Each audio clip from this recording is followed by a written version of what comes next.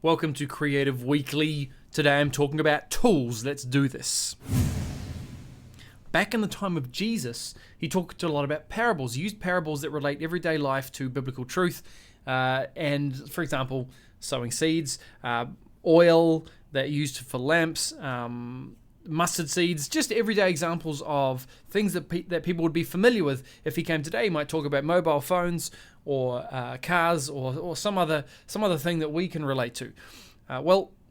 He made it clear that tools are important for us, and tools help us do what we're called to do. And it doesn't matter what kind of calling that someone has on their life, they've needed some kind of tool to make that happen. And I want to talk about the tools in two areas today. The first area is the tools in your life that you have. Now, what we're trying to do and strive together as a team is create an excellent worship experience on our weekend services for kids. We want to engage them. We want them to remember and have a memory of these things. We want them to associate what we do with a God that loves them and wants a relationship with them. And that's important to have the correct tools. If you're a vocalist, I'd love you to have expensive, high-end in-ears, right? If you're a guitarist, I want you to have a fantastic sounding guitar. If you're a keyboardist, a great keyboard. No matter what area of creative you're in, I want you to have the great tools for that. If it's a video editing computer or audio editing computer, I want you to have that. I want you to have the right tools for what God's called you to do, because it's empowering, it's releasing, it gives you a platform. It's an opportunity that you have to use the gifts and talents that God has for you. So firstly, believe for that, pray for that. Do not settle for second best in some of these things. Get it on the inside that God can provide and will provide for you. All right, second thing is the tools across our campuses. Just recently I was able to get a Mac Mini to our Southwest campus.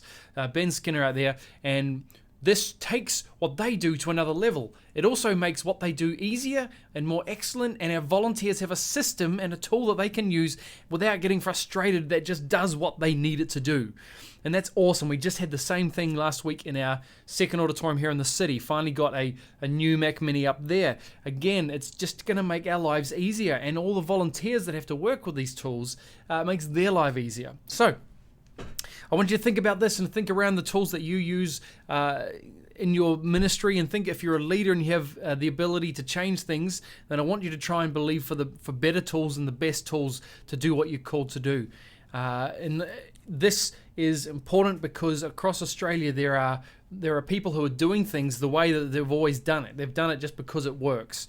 I want you guys to be innovative. I want you guys to look at the tools that you use and ask, is there a better way to do this? The biggest frustration for me is people just doing things the way that's always been done, or just putting up with something. Everything that I do is kind of based around this idea of frustration leads to change. When I get frustrated with something, it usually leads to the change in it for the better, and that's what I want to see more in our programs and services, and not just frustration and complaining. But if you're going to get frustrated about something, then you have to take responsibility to change it, and that's the great thing about leadership. It takes responsibility to make things happen. So I want to leave that with you guys about tools. I want to believe for the best tools for you, and also the best tools for your campus or extension service to do what we're called to do to reach the kids that we're called to reach. Bless ya.